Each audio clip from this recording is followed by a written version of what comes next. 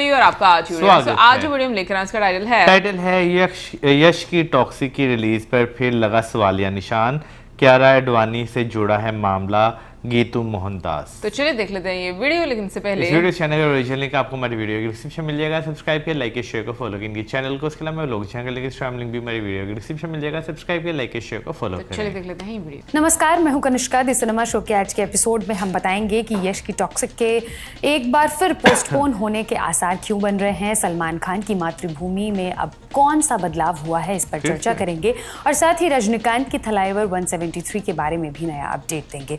तो चलिए शुरू करते हैं आज की खबरों का सिलसिला। साल 2005 की crime drama film Lord of war के सीक्वल की शूटिंग खत्म हो गई है। दी हॉलीवुड रिपोर्टर के मुताबिक निकोलस केज इसमें वापसी करेंगे। ये एक पिता और उसके बेटे के बीच विरोध पर आधारित फिल्म है। इसमें निकोलस के किरदार यूवी ऑर्लोव के बेटे एंटोन का रोल बिल स्कारगार्ड करेंगे।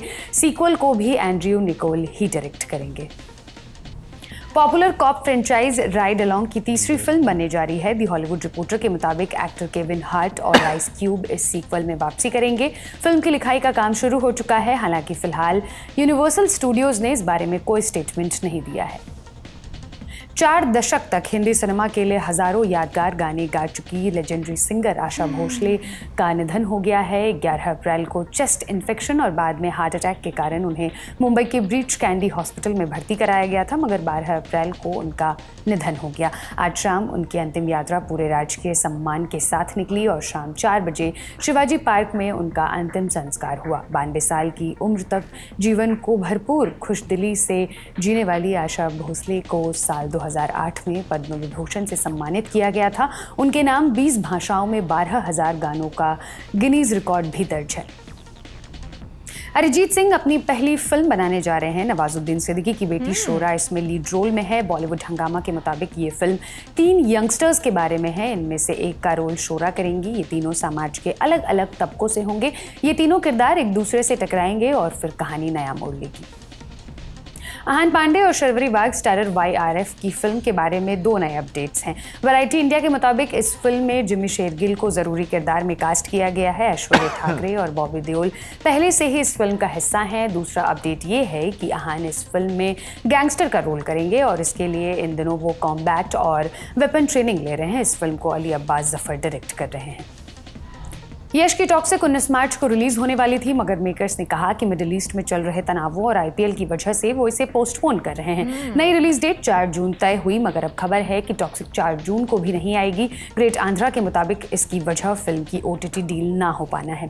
रिपोर्ट के मुताबिक मेकर्स टॉक्सिक के डिजिटल राइट्स की डील 250 करोड़ रुपए में करना चाहते हैं, मगर ये कीमत चुकाने के लिए अब तक कोई भी OTT प्लेटफॉर्म राजी नहीं हुआ है। जो बेस्ट डील टॉक्सिक को ऑफर हुई है वो 110 करोड़ रुपए की है। एक और ट्विस्ट ये है कि यश नेगोशिएशंस के दौरान OTT प्लेटफॉर्म्स के लिए अपनी फिल्म की स्क्रीनिंग करने के पक्ष में नहीं हैं और फिल्म देखे बगैर डिजिटल डील की ऑफर प्राइस बढ़ाने से OTT प्लेटफॉर्म्स कतरा रहे हैं। इन्हीं सब उलझनों के चलते फिल्म के जून रिलीज पर सवालिया निशान लग गए हैं। इंडस्ट्री इनसाइडर्स का नजरिया इस मामले में अलग है। उनका कहना है कि टीम टॉक्सिक को संभवतः ये डर भी है कि यदि OTT प्लेटफॉर्म्स को फिल्म पसंद नहीं आई तो डील की रकम तो और कम होगी ही, साथ ही फिल्म के लिए नेगेटिव नैरेटिव भी बन जाएगा। इसी के साथ सोशल मीडिया पर भी टॉक्सिक चर्चा में है।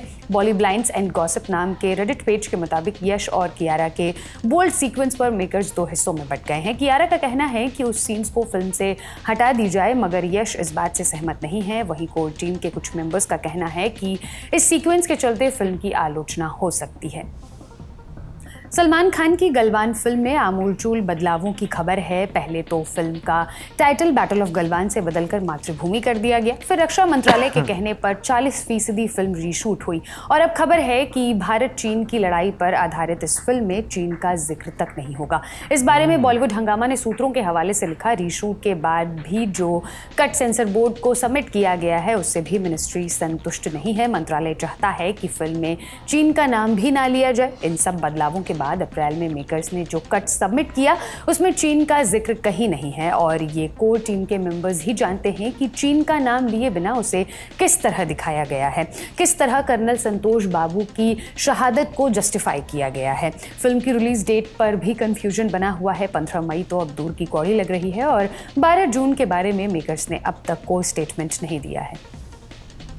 कमल हासन के प्रोडक्शन बैनर में बनने वाली रजनीकांत की फिल्म थलाइवर 173 के डायरेक्टर का नाम फाइनल नहीं हो पा रहा है। पहले खबर आई कि इसे सुंदर सी डायरेक्ट करेंगे, मगर फिर उन्होंने ये फिल्म छोड़ दी।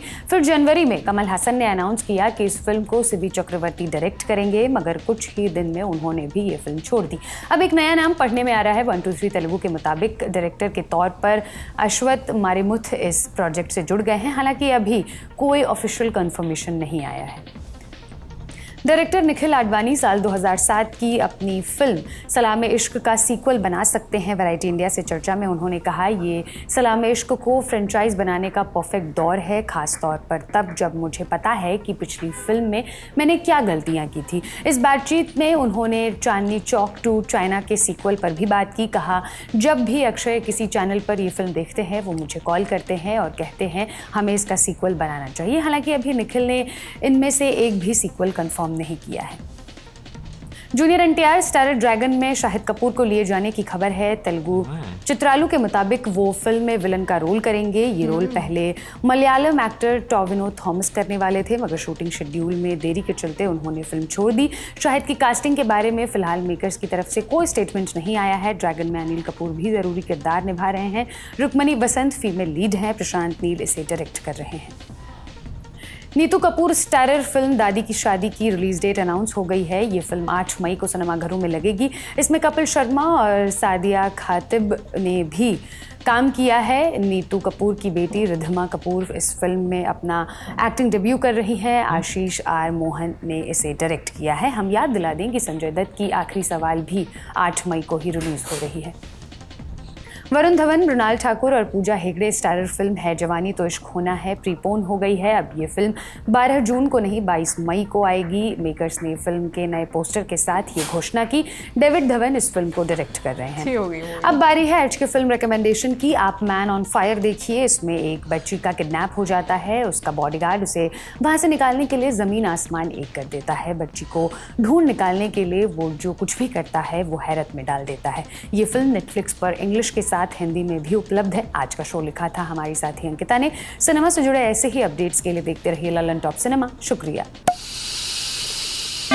आज की जो वीडियोस में काफ़ी ज़्यादा मूवीज़ और ऐसी मूवीज़ जिनका बहुत ज़्यादा इंतज़ार है फैंस को, उनका जिक्र किया गया और मुझे ऐसा लग रहा है टॉक्सिक जिस तरह से डिले होती जा रही है किसी न किसी कारण की वजह से, तो मुझे लगता है कि जो मैंने अभी तक सोशल मीडिया पर भी पढ़ा है कि कुछ लोग जो है वो ऑब्वियसली इस तरह की फिर वो एक उसकी पीआर होना शुरू हो जाती है जो कि नेगेटिव पीआर में चली जाती है। लेकिन मैंने ये चीज़ देखी है कि जो नेगेटिव पीआर होती है उसकी हाइप ज़्यादा क्रिएट होती है। तो मतलब मुझे ऐसा लगता है कि अगर किसी चीज़ में लाइक मूवीज़ की अगर हम लोग बात करें, उसके बारे में कोई लोग अनुमान लगा रहे हैं या उसको ड्रैग कर रहे हैं डिफरेंट सिचुएशंस में, तो मुझे ऐसा लगता है कि वो डिस्कशन का पार्ट बन जाती हैं और उस बेस पर उसकी चर्चा बहुत रहती है। अच्छा, वैसे ये आप बिल्कुल सही कह रही हैं क्योंकि हम देखते हैं कि जो इस तरह भी पीआर होती है ना, वो भी ऑडियंस में जो है ना वो काफ़ी ज़्यादा क्रेज़ जो है वो पैदा जो है वो करती है। क्रेज़ भी पैदा करती है, क्यूरियोसिटी भी जो है वो पैदा जो है वो काफ़ी ज़्यादा जो होती है।